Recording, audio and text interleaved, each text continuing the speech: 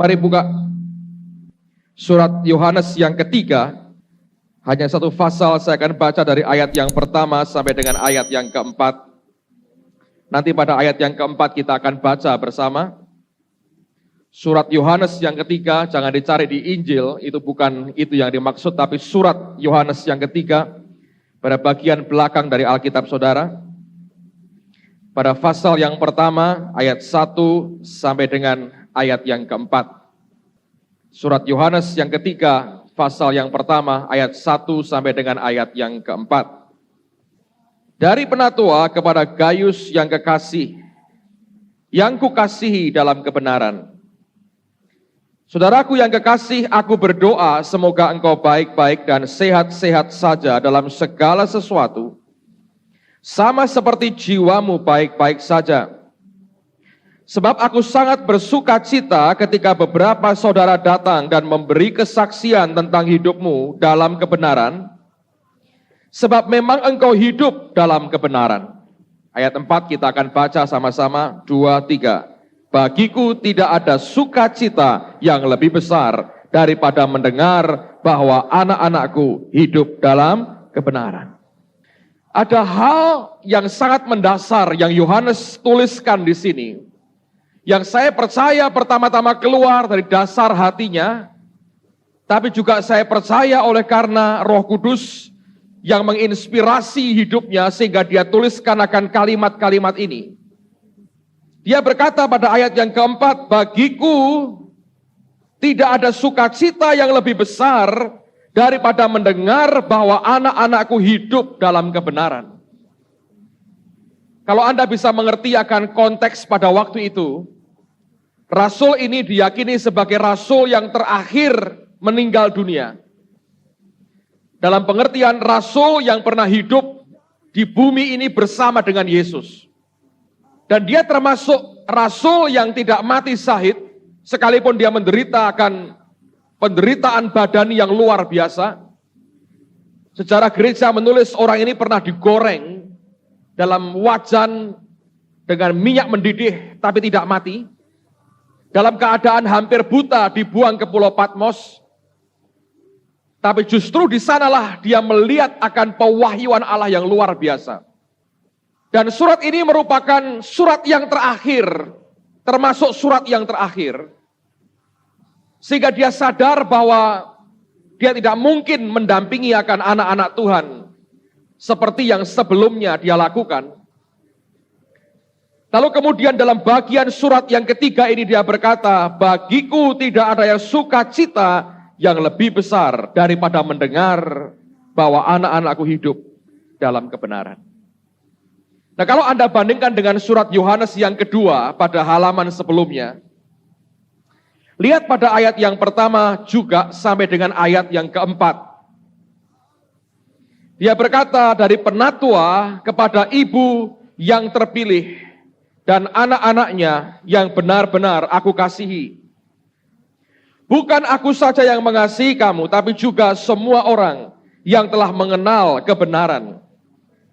Oleh karena kebenaran yang tetap di dalam kita dan yang menyertai kita sampai selama-lamanya. Kasih karunia, rahmat dan damai sejahtera dari Allah Bapa dan dari Yesus Kristus anak Bapa akan menyertai kita dalam kebenaran dan kasih. Ayat yang keempat Anda perhatikan. Aku sangat bersukacita bahwa aku mendapati bahwa, berapa saudara? Separuh dari anak-anakmu hidup dalam kebenaran, sesuai dengan perintah yang telah kita terima dari Bapa. Amazing ya, mencengangkan sekali ketika dia mendapati hanya separuh dari anak-anak seorang ibu yang dia kasihi hidup dalam kebenaran. Dia sudah berkata, aku sangat bersukacita. Saya mau beritahu sesuatu yang keluar dari dasar hati saya yang paling dalam, saudara. Kalau Anda sudah melewati suatu proses perjalanan dengan Tuhan, pematangan, pemurnian, pendewasaan dalam Tuhan. Dalam suatu level tertentu, saudara akan punya kepedulian sama seperti yang dimiliki oleh rasul ini. Dalam pikiran saudara bukan lagi berpikir tentang bagaimana membuat semua jadi lebih hebat, lebih besar. Tapi orang peduli bagaimana yang sudah ada tetap hidup dalam kebenaran. Saya rasa sama dengan usia-usia manusia. Ketika seseorang itu baru menikah, yang muncul di benaknya pertama, bagaimana supaya kami punya keturunan. Betul nggak, saudara? Anda yang sudah menikah beberapa tahun belum punya anak, dengar pengumuman tadi Anda berkata, mungkin inilah saatnya buat saya. Secara manusia ketika orang baru menikah yang dipikirkan, bagaimana aku bisa punya anak, itu pergumulan. Tapi setelah usia yang istrinya 35, 36, dengan beberapa anak, mungkin suaminya ingin tambah lagi. Karena ingin terima anak seperti Yakub kan, anak di masa tua. Istrinya berkata, no way. Dirayu seperti apa, rayuannya diterima, tetap bilang tidak. Dikasih berlian, dikasih emas, belikan tanah, dia terima semua. Anak laki ya, no thank you katanya. Lalu keluarga ini melewati suatu fase berikutnya. Bukan yang dipikirkan bagaimana aku tambah anak. Tapi bagaimana aku ngurus anak-anak yang sudah ada ini, supaya mereka jadi benar, dan bukan jadi kriminal. Betul nggak, saudara? Di dalam Tuhan hal yang sama terjadi. Kalau Anda mengizinkan Allah membawa kita dalam suatu proses pematangan tertentu, dalam pendewasaan Tuhan tertentu, ya, secara rohani kita ingin berkembang, kita ingin maju. Tapi saya berkata itu bagian tertentu yang bukan segala-galanya. Karena kemudian saya mulai melihat bahwa tidak kalah pentingnya mereka yang sudah di dalam Tuhan tetap hidup di dalam kebenaran. Dan bahkan Rasul Kasih ini berani berkata, tidak ada sukacita yang lebih besar daripada mendengar anak-anakku hidup dalam kebenaran. Dia nggak berkata tidak ada sukacita lebih besar daripada melihat orang diselamatkan. Bukan itu yang dia katakan. Tapi dia bicara sesuatu yang berbeda karena melihat kepedulian yang dia berikan kepada gerejanya. Dan dia berkata, bagiku tidak ada sukacita yang lebih besar daripada mendengar anak-anakku hidup dalam kebenaran. Anda bertanya, Pak, kenapa bisa begini? Saya beritahu kenapa. Saya melihat saudara sekalian, hidup kita ini seperti masuk dalam terowongan-terowongan pergulatan yang tidak pernah habis. Kalau Anda dan saya mau jujur, semua orang melewati terowongan pergulatan hidup itu dengan berat sekali. Sepertinya ada terowongan yang harus dilewati. Dan terowongan yang namanya kehidupan ini brutalnya luar biasa. Anda menghadapi serangan setan yang tidak ada belas kasihan sama sekali. Sekali Anda bisa ditipu, diperdayakan, Anda bisa dijegal jatuh. Anda akan dihabisi tanpa ampun, saudara. Kalau Anda jujur melihat kehidupan hari ini, itulah kenyataan yang ada. Saya perhatikan di dunia ini dari kecil, anak sudah diajar dan mulai diajar betapa brutalnya kehidupan. Indonesia sedang mencoba mungkin meniru pendidikan cara Jepang. Saya khawatir one day angka bunuh diri anak-anak di negara kita akan tinggi karena stres seperti di Jepang. Dari kecil masa bermain mereka dihapus untuk satu hal yang namanya intelek. Dan orang dibuat begitu rupa sampai tidak bisa punya kebebasan apapun kecuali dengan buku. Ketika dia mulai menginjak dewasa, Anda melihat kejam, sekitar kita begitu kejam. Anda tidak akan menjumpai belas kasihan sama sekali. Anda mesti perang, Anda mesti berjuang, Anda mesti melewati tekanan demi tekanan begitu mengerikan. Tidak sedikit yang bleeding, berdarah oleh karena pergulatan hidup, peperangan dalam lorong hidup itu yang harus dia lewati. Dan cukup banyak yang akhirnya rontok di tengah jalan, dihabisi setan tanpa ampun. Dan sepertinya tanpa orang bisa mengulurkan tangan untuk mengangkat dan menolong akan kehidupan kita. Paulus pernah mengatakan hal yang sama. Coba buka 2 Timotius pasal yang keempat. 2 Timotius pasal yang keempat, ayat yang ke-7, kalimat yang pertama saja. Menjelang akhir hidupnya, ini yang dia katakan. Aku telah mengakhiri pertandingan yang baik. Kalau Anda baca The Living Bible, ekspresinya bagus sekali. Dia berkata, I have fought long and hard for my Lord. Dia berkata, aku telah bertempur dalam pertempuran yang panjang dan berat bagi Tuhanku. Dan semua kita mesti melewati itu, saudara. Ada pergulatan peperangan yang panjang dan berat. Bukan pendek dan ringan seperti yang orang harapkan. Paulus berkata, I have fought long and hard for my Lord. Aku telah melewati peperangan pergulatan hidup ini. Begitu panjang dan berat untuk Tuhan. Dan saya berkata dalam suatu kedewasaan tertentu yang Allah bawa dalam kehidupan kita. Itu hal yang tidak bisa dipungkiri. Anda akan berkata, ya, hidup memang seperti itu. Nah, saya mau beritahu saudara, apa yang kadang-kadang membuat tanda petik ya, saya frustrasi sebetulnya. Saya bukan orang yang kurang bersyukur kepada Tuhan. Tapi dengan kepedulian ini bisa menimbulkan kefrustrasian kadang-kadang. Ketika Anda sudah masuk dalam lorong perjuangan peperangan seperti itu, bloody sekali, berdarah dan mengerikan tanpa ampun, brutal. Daud pernah berkata ada orang-orang yang menantikan hari sialnya. Anda akan tahu dikitari oleh mata yang selalu melihat kapan orang ini jatuh. Kapan orang ini tersandung. Kapan ada kesempatan aku bisa hantam dia. Kapan ada kesempatan aku bisa injak dia. Tentu ide dari setan. Dan tujuannya menghancurkan kehidupan kita. Tapi itu fakta pergulatan dalam hidup. Ketika Anda melewati sebuah lorong, Anda selesai dengan satu lorong. Ketika kita mencoba melihat ke belakang kembali, saya melihat begitu banyak ribuan orang, mungkin jutaan orang, yang sedang melewati lorong yang sama. Saya bisa bayangkan betapa mengerikannya apa yang dihadapi di sana, karena sudah pernah saya lewati. Tapi saya tidak mungkin kembali berkata, mari saya bantu. Sebab itu pribadi antara engkau dengan Tuhan sendiri. Dan dalam keterbatasan fisik satu ini, bagaimana saya bisa mendampingi 3.000 lebih jemaat di tempat ini untuk mengatasi satu demi satu melewati lorong itu.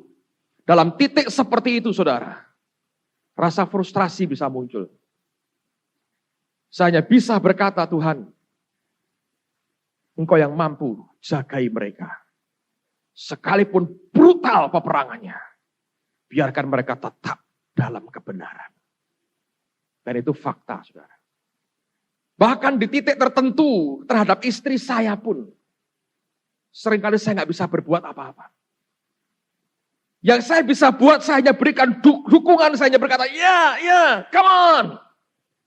Dan selebihnya saya hanya bisa lihat dan saya tunggu apa yang akan kemudian dia buat. Karena manusia bukan robot. Yang dikendalikan manusia lain. Kita punya kehendak bebas. Keputusanmu menentukan apakah kau keluar sebagai orang yang menang dan tetap dalam kebenaran, atau kau hancur dihabisi setan di situ. Kehidupan ini, Paulus berkata, long and hard. Fighting yang harus dihadapi, pergulatan peperangannya. Tidak sesimpel, semudah yang orang pikir. Anda yang sedang mengalami pergulatan tertentu, Anda tahu yang saya maksudkan. Anda tahu betapa tidak mudahnya tetap dalam kebenaran. Ketika serangan, hantaman, kanan kiri mulai datang. Tetap dalam kebenaran. Apa yang harus kita buat, saudara? Secara fisik saya pernah mengalami. Pada akhir tahun yang lalu, saya diundang beberapa gereja di Amerika dan di Kanada. Lalu kemudian kami merencanakan, kami berdoa untuk liburan dengan keluarga ke Amerika. Singkat cerita, kira-kira hampir 2 minggu sebelum keluarga saya ikut nyusul ke Amerika, saya terbang dulu ke Kanada dan ke Amerika untuk pelayanan. pada hari di mana mereka akan tiba, itu hari yang paling berat buat saya selama saya di Amerika. Susah untuk tidur, makan tidak enak. Kenapa, saudara? Saya tahu apa yang dihadapi istri saya. Yang akan dihadapi, yang sedang dihadapi, saya tahu persis. Saya ke Amerika mungkin sudah puluhan kali. Kalau saya pergi sendiri, saya berkata, saya merasa tidak ada permasalahan apa-apa, semua akan gampang dan semua akan lancar. Tapi bayangkan kalau istri saya pergi dengan 3 anak, saudara. Dengan berbagai aksesoris yang dia bawa. Anda tahu kalau seorang pria pergi, koper kecil 1 cukup. Begitu suami istri, 2 koper gede kurang. Karena aksesoris pria dengan perempuan lain, Anda harus tahu. Laki cukup t-shirt 5, baju begini 2, dasi 3, sepatu 1 yang dia pakai. Hitam aja, selesai. Sendal jepit 1. Kalau Anda bawa istri Anda, merah, merah, merah, merah. Biru, biru, biru, biru. Kuning, kuning, kuning, kuning. Kotak, kotak, kotak, kotak, kotak, kotak, kotak. Kotak, kotak, kotak, kotak, kotak, kotak, kotak, kotak. Ngerti maksudnya, saudara? Ibu-ibu ngerti ya maksud saya? Terima kasih untuk pengertiannya. Anda bisa bayangkan itu koper anak 3. Mie ini, mie. Semua, mie terus. Donya nggak pernah. Mie. Anda bisa bayangin, kalau di rumah mungkin lebih gampang. Buat itu super mie semua, makan, selesai. Di pesawat ceritanya lain. Mereka harus duduk terpencar. Itu bukan hal yang gampang. Mereka terima visa, tapi Anda tahu Amerika.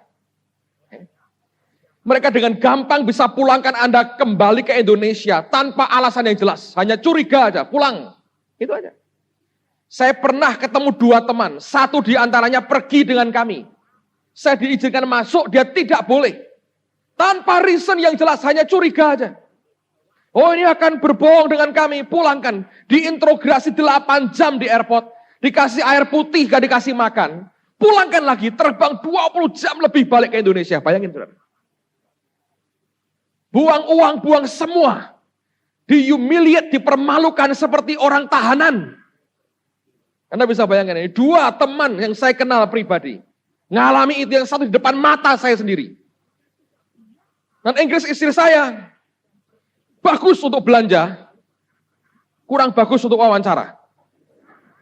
Kalau belanja kan gampang, $5, bayar $5.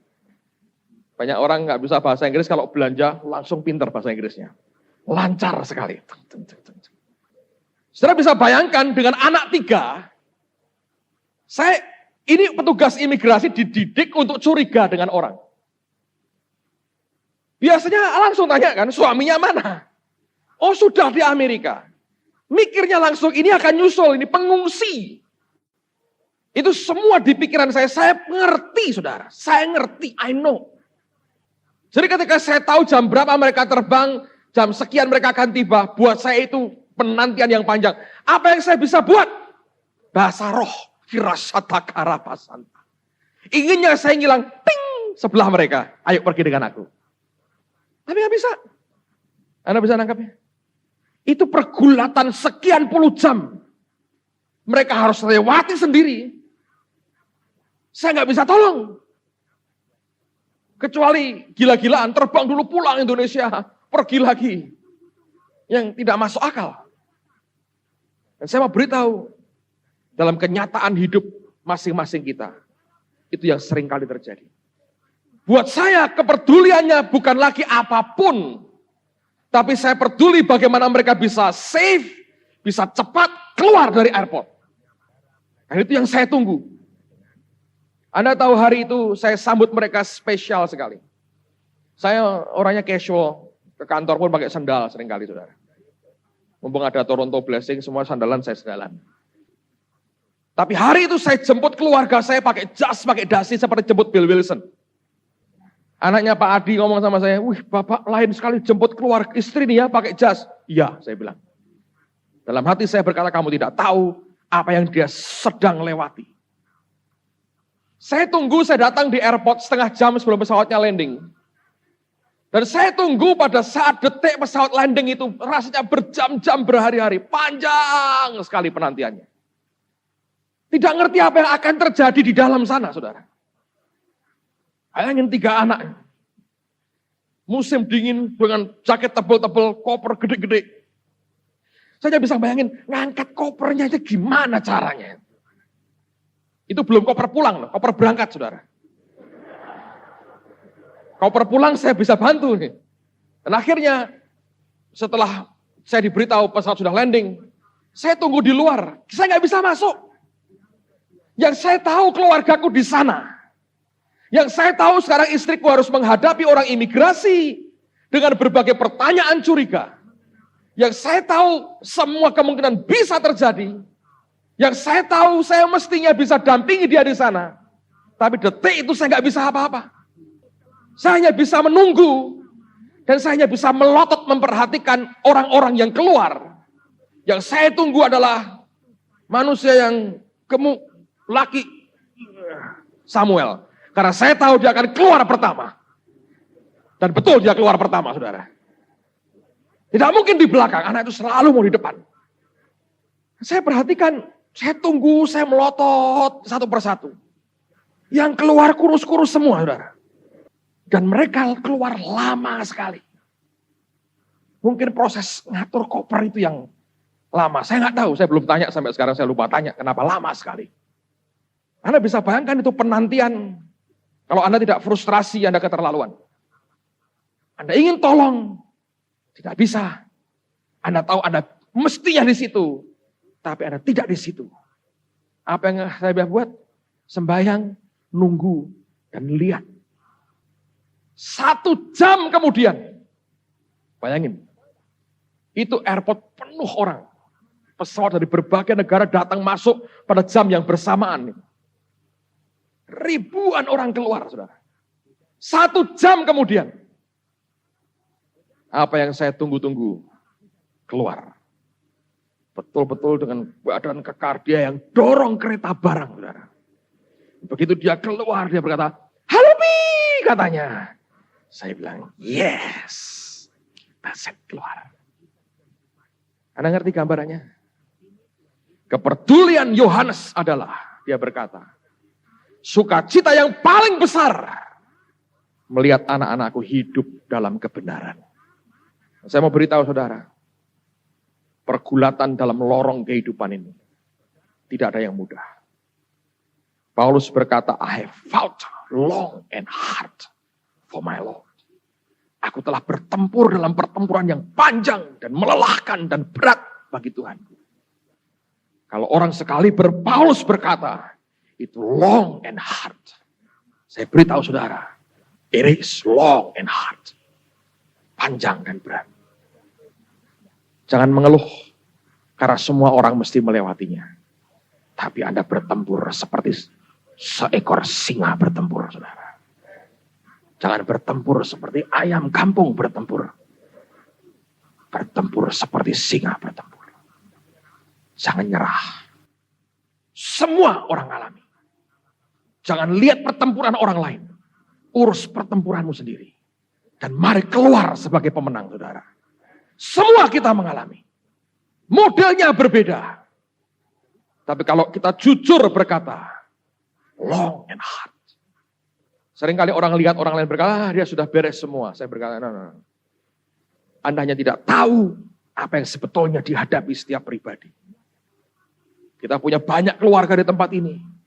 Kalau kita mau jujur melihat pribadi demi pribadi, saya yakin mereka akan mengatakan yang sama, ya. Ini pergulatan, pertempuran yang tidak dengan gampang dilewati. Dan setan, Daud berkata, musuhku itu menanti hari sialku. Hari di mana Anda mulai tergelincir. Hari di mana Anda mulai lengah. Bahasa Ibraninya artinya misfortune. Di mana keberuntungan sepertinya tidak menyertai Anda. Anda pernah mengalami periode di mana semuanya bertubi-tubi datang. Istilahnya Bu Eli, mubal. Mubal. Keluar semua. Dan itu yang ditunggu. Dia sikat kita pada hari ini. Tapi saya beritahu saudara, Yesus sudah mengatasi semua. Dia sudah menang. Dan dia berikan kemenangan kepada kita. Tidak ada alasan untuk berkata, kalau gitu aku nyerah kalah Pak. No. Don't. Kita di gereja nyanyi lagu yang tidak pernah kita aplikasikan. Bagaimana cara Anda menang? This is how we overcome. Ini bukan po ame-ame, saudara. Amen. This is how we overcome. Bukan begini-begini, saudara. This is how we overcome. Bagaimana cara Anda menang? Caranya. Press on. Jangan pernah nyerah satu jengkal pun. This is how we overcome. Jangan pernah nyerah sejengkal pun, saudara. Ini caranya menang. Desak terus. Sekali engkau berkata, aku berhenti dulu Pak ya. Finish habis, saudara. Jangan pernah nyerah. Saya tahu tidak gampang. Tapi Tuhan sudah menang. Anda dan saya juga harus jadi pemenang, saudara. Kalau orang Kristen ngerti ini, saudara. Saya yakin hidup kita akan berbeda. Kekristenan kita akan lain. Ya, pergulatan hidup semua manusia mengalami. Tapi kita tahu bagaimana cara menang. Kalau orang bertanya, gimana cara kamu menang? Katakan apa? This is how we overcome. Ini cara kami menang. Kalau bukan dengan cara itu, gak bisa. Saya berdoa, lewati perjuangan peperangan. Engkau akan menang. Seringkali perjuangan itu berupa sakit hati. Perjuangan berupa berbagai ancaman yang muncul. Perjuangan berupa keuangan kita, keluarga kita, anak kita, suami istri, whatever. But this is how we overcome. Kalau Anda berhenti, habis saudara. Dan saya berdoa, Tuhan akan memberikan kemenangan yang dahsyat dalam hidup kita. Amen, saudara. Pertanyaannya sekarang, bagaimana kita mesti melakukan apa yang perlu buat kita? Saya mau ajak Anda lihat Sarut Tawarikh pasal yang ke-28. Sarut Tawarikh pasal yang ke-28. Sebelum saya baca ayatnya, lihat dulu judulnya dari pasal ini. Judulnya adalah pesan Daud, pesan terakhir dari Daud kepada Salomo mengenai pembangunan bait suci. Nah, kalau Anda perhatikan semua yang saya quote, yang saya baca adalah pesan terakhir karena itu paling penting. Kalau Anda mau the ultimate thing dalam hidupmu, Anda lihat pesan-pesan terakhir ini. Anda tidak akan kehilangan yang terbaik dari Tuhan. Amen. Nah, kalau Anda baca akan kisah ini, dimulai ketika Daud sadar bahwa waktunya sudah tiba, dia harus serahkan tahtanya kepada Salomo. Sementara pembangunan bait Allah belum selesai karena Tuhan berkata, Daud, kamu terlalu banyak menumpahkan darah. Tuhan berikan akan blueprint kepada Daud bagaimana cara membangun dan apa yang Tuhan inginkan. Dan Allah berkata, engkau berkati anakmu dan biarkan dia yang bangun. Kalau Anda baca ceritanya, Daud memberikan blueprintnya. Dia berikan akan sumbangan kekayaan harta yang luar biasa. Dan Salomo tinggal mengerjakan. Di antara semua warisan yang ditinggalkan Daud, saya percaya kalimat yang satu ini yang paling penting sebetulnya. Yang Daud tinggalkan buat anaknya. Saya berdoa ini jadi berkat buat kita. Pada ayat yang ke-9, perhatikan apa yang Daud katakan. Dan engkau, anakku Salomo, kenalah Allahnya ayahmu. Dan beribadahlah kepadanya dengan tulus ikhlas dan dengan rela hati. Sebab Tuhan menyelidiki segala hati dan mengerti segala niat dan cita-cita. Jika engkau mencari dia, maka ia berkenan ditemui olehmu. Tetapi jika engkau meninggalkan dia, maka ia akan membuang engkau untuk selama-lamanya. Hal yang paling mendasar, Daud berkata begini, nak, engkau harus melewati akan lorong hidupmu sendiri dan aku tidak bisa menyertai engkau lagi. Itu lorongmu dan bukan lorongku. Aku telah selesaikan lorongku, engkau harus selesaikan lorong kehidupanmu. Tapi kalau engkau ingin tahu bagaimana caranya bapakmu ini survive dan keluar sebagai pemenang. Dalam peperangannya begitu brutal, mengerikan, dan kotor sekali. Ini yang penting buat kamu. Dan dia berkata kalimat yang luar biasa. Kenalah Allahnya ayahmu. Jangan kenal lewat ayahmu. Nak. Kenal sendiri Allahnya ayahmu. The Living Bible mengekspresikan dengan baik. Dia berkata, get to know the God of your father. Kenali Tuhannya papamu ini. Dan dia berkata, worship and serve him with a clean heart. Engkau sembah, engkau layani dia dengan hati yang bersih and a willing mind. Dengan pikiran yang sedia. Dan dia berkata, get to know the God of your father. Kecuali Anda sendiri kenal secara pribadi dengan Tuhan. Sulit untuk bisa menang, saudara. Anda harus kenal dia secara pribadi.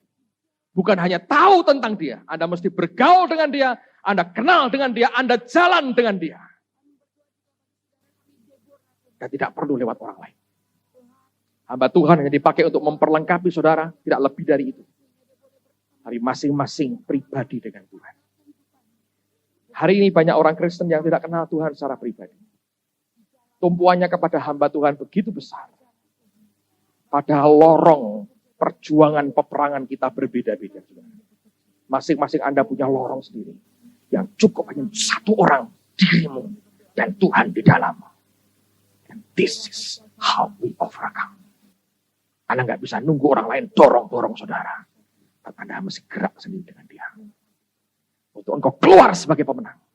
Daud berkata, get to know the God of your father. Kemarin saya ceritakan, saya baru terima surat, saya dimaki-maki orang. Men, ini orang luar kota. Saya lupa saya ketemu ibu ini di mana, saya nggak tahu. Alamatnya nggak tahu, jelas atau nggak, alamatnya nggak tahu. Saya buka suratnya, saya dimaki-maki. Dimaki-maki, dimintain tolong, diucapkan terima kasih, dimaki-maki lagi. Saudara. Jadi alfa omeganya, yang awal dan yang akhirnya itu maki-makian. Anda tahu dia maki-maki saya kenapa? Dia berkata begini, Pak Pendeta, waktu Bapak saya mintain alamat, Bapak menulis alamat Bapak tanpa senyum. Memang pendeta semua begitu. Nah, saya agak merasa lega. Dari semua begitu, saudara. Jadi harusnya dia minta begini. Alamat ya. Betapa mahalnya senyum saya, saudara. Makanya setiap kali saya senyum Anda $5. Gara-gara ini saya dimaki-maki orang. Kamu nulis gini kok harus. Kalau itu membuat orang sudah mau ngelawan setan apa, saudara? Nanti isinya kamarmu gambar pendeta senyum semua. Setan tidak takut. Get to know, kata Daud, the God of your father. Itu kuncinya. Kalau tidak kenal secara pribadi, rusak.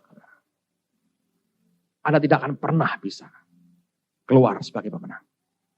Amen, saudara. Buka Hakim-Hakim pasal yang kedua. Hakim-Hakim pasal 2. Ayat 10 mulai. Sampai 14. Setelah seluruh angkatan itu dikumpulkan kepada nenek moyangnya, artinya mati, dipanggil Tuhan pulang. Bangkitlah sesudah mereka itu angkatan yang lain. Yang, perhatikan, tidak mengenal Tuhan. Ataupun perbuatan yang dilakukannya bagi orang Israel. Lalu orang Israel melakukan apa yang jahat di mata Tuhan dan mereka beribadah kepada para Baal. Mereka meninggalkan Tuhan Allah nenek moyang mereka yang telah membawa mereka keluar dari tanah Mesir lalu mengikuti Allah lain. Dari antara Allah bangsa-bangsa di sekeliling mereka dan sujud menyembah kepadanya sehingga mereka menyakiti hati Tuhan. Demikianlah mereka meninggalkan Tuhan dan beribadah kepada Baal dan para Asyitoret. Maka bangkitlah murka Tuhan terhadap orang Israel. Ia menyerahkan mereka ke dalam tangan perampok dan menjual mereka kepada musuh di sekeliling mereka sehingga mereka tidak sanggup lagi menghadapi musuh mereka. Lihat, waktu muncul generasi yang tidak mengenal Allah ataupun perbuatannya, nyembah Allah lain. Dan mereka hancur dalam peperangan lorong hidup mereka. Get to know the God of your father. Kenali nak Tuhannya Allah daripada ayah. Kecuali engkau kenali dia sendiri, engkau tidak akan bisa keluar sebagai pemenang. Knowledge, pengetahuan tidak nolong, saudara. Tapi kalau Anda kenal dia, Anda juga akan punya pengetahuan tentang dia. Tapi orang yang tahu tentang dia, belum tentu dia kenal dia. Anda nggak bisa nangkep hatinya. Minggu yang lalu saya pulang dari Vancouver, saya berhenti stay 1 hari di Jakarta. Ada janjian ketemu dengan Pastor George E. yang minggu lalu khotbah di sini. Dan saya janjian ketemu dengan Iin Cipto, anaknya Pak Yusak Cipto. Kita bicara tentang ministry di Jakarta. Iin ini melayani kira-kira hampir sekitar 2.000 pemulung di Jakarta. Di pusat terakhir pembuangan sampah di Jakarta. Beberapa stafnya tinggal dengan para pemulung di tempat pembuangan akhir TPA di Jakarta. Dan kita sedang bicara, diskusi, apa yang kita akan buat dengan ministry ini, karena ini berkembang dahsyat sekali. Dia malah berkata dalam waktu singkat bisa jadi 4.000. Jadi kita bicara soal banyak hal. Sampai kita diskusi tentang bagaimana kita bisa mendelegasikan akan tugas, ya, pendelegasian tugas kepada teman-teman sekitar kita, anak buah yang ada, gimana caranya. Lalu kita diskusi itu. Lalu kemudian George E. dengan Iin itu ngajukan pertanyaan yang bersamaan. Mereka tanya. Mereka bilang, bagaimana dengan yang kamu rasakan dalam pendelegasian? Dan tiba-tiba itu keluar dari hati saya berkata, saya belajar di Alkitab. Pendelegasian secara tugas konkret itu gampang. Saya bisa berkata, kamu bagian musik, kamu bagian ini, kamu bagian ini, kamu bagian ini. Selesai. Tapi kalau kita baca di Alkitab, pendelegasian yang paling berat, itu pendelegasian hati, saudara. Salomo tidak punya hati seperti yang dimiliki Daud. Itu yang membuat dia celaka pada akhirnya. Nangkap, saudara. Sebab ternyata dia tidak mau kenali betul Allah daripada ayahnya. Pada akhir hidupnya, kita tahu istrinya terlalu banyak. Anda tahu berapa istri yang dikatakan terlalu banyak? Kalau lebih dari 1, terlalu banyak. 1 sebenarnya nggak habis-habis, saudara. Sungguh serius. Para suami tak beritahu, 1 nggak habis-habis. Nggak akan pernah habis. Mungkin Anda habis duluan. Tapi nggak pernah habis sebetulnya. Lebih dari 1, too much. Meledak gitu, hancur. Salomo punya koleksi ribuan. Anda bisa bayangin juru masaknya hanya masakin istri dan gudegnya Salomo. Itu mungkin kalau masak nasi bukan lagi pakai tongkat, saudara. Itu mungkin pakai paku bumi itu. Ngaruh nasinya, ribuan hanya untuk ngasih makan selirnya. Bayangin. Itu tiap hari di dapurnya sudah pembantaian binatang itu sudah luar biasa. Hanya untuk apa? Ngasih makan selirnya. Tapi yang dikasih makan yang ribuan itu, Alkitab berkata, yang membuat dia menyimpang dan menyembah kepada Allah-Allah lain. Pada hari Salomo mati, pecah 2 kerajaan. Sebab dia tidak bisa menerima pendelegasian hati. Kursi dia duduki. Kerajaan dia punya. Power dia punya. Semua dia punya. Hati dia tidak punya. Oleh karena itu tidak pernah bisa diwariskan. Itu harus dibuat dalam proses pergulatan Anda sendiri dengan Allah. Melewati terowongan perjuangan kehidupan. Jangan nyerah, saudara. Karena itu membentuk hatimu sendiri. Supaya benar di hadapan Tuhan. Amen. Amsal pasal 4. Nah, di sini saya tahu mengapa Daud berpesan begini. Amsal pasal 4 ayat pertama mulai. Amsal pasal 4 mulai ayat yang pertama. Dengarkanlah hai anak-anak didikan seorang ayah, dan perhatikanlah supaya engkau beroleh pengertian. Karena aku memberikan, garis bawah ini, ilmu yang baik kepadamu. Janganlah meninggalkan petunjukku. Lalu Salomo menceritakan bagaimana caranya dia terima itu. Karena ketika aku masih tinggal di rumah ayahku sebagai anak lemah dan sebagai anak tunggal bagi ibuku, aku diajari ayahku, katanya. Perhatikan ini ajarannya. Biarlah, apa saudara? Hatimu, ada garis bawahi kata hati. Memegang perkataanku. Berpeganglah pada petunjuk-petunjukku, maka engkau akan hidup. Bahasa Inggrisnya bagus. Learn it by heart. Belajarlah dengan hati. Not by head, but by heart. Itu yang dimiliki Daud. Sampai Allah berkata, ini a man after my own heart, katanya. Salomo gak punya itu. Dalam waktu singkat, dia menyimpang. Dia terima ilmu yang baik. Tapi itu gak bisa diwariskan seperti orang memberikan sesuatu barang. Tahtanya bisa, kekuasaannya bisa. Tapi hatinya belum tentu, saudara. Karena setiap orang melewati lorong hidupnya berbeda-beda. Yang seorang kompromi, yang seorang radikal, hasilnya akan berbeda. Saya berdoa tidak ada orang yang kompromi di tengah-tengah kita. Semua radikal dan keluar sebagai pemenang. And this is how we overcome. Ini caranya kita menang. Don't give up. Jangan menyerah. Minta sampai hati Tuhan terpatri di hatimu. Sampai tangannya ngukir hatimu dengan hukum-hukumnya. Sampai engkau bisa ngerasakan detak jantungnya Allahmu. Kau kenali dia sebagai pribadi. Dan kau akan keluar sebagai pemenang. Bahkan lebih dari pemenang.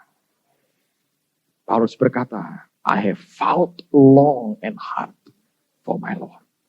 Aku telah bertempur dalam pertempuran yang panjang dan berat bagi Tuhanku. And through it all, dan lewat semuanya itu, I have kept true to Him. Aku tetap dalam kebenaran, benar bagi Dia. Lewat semuanya itu, aku didapati benar. I have fought long and hard for my Lord. And through it all, I have kept true to Him. Saya berdoa biar tetap kita benar bagi Dia. Dan didapati benar. Sekalipun perjuangan kita bukan perjuangan yang gampang. But this is how we overcome. Amen. Mari berdiri sama-sama, saudara. Karena anugerah-Mu turun saat ini. Anugerah yang membuat kami kuat. Kami mau katakan kami lebih dari pemenang, Tuhan. Kami lebih daripada pemenang. Bersama dengan Kristus, aku sanggup melakukan segala perkara. Bersama Kristus yang menguatkan aku. Sekarang turunkan anugerah-Mu kepada anak-anak-Mu ini di dalam nama Tuhan Yesus. Berikan anugerah kekuatan demi kekuatan dialirkan. Kami tahu kasih karunia Tuhan dan kasih setia Tuhan yang setiap hari baru itu kami boleh nikmati dalam hidup kami. Kemuliaan bagi-Mu di tempat yang maha tinggi. Demi nama Tuhan Yesus. Dan semua kita berkata, Amen.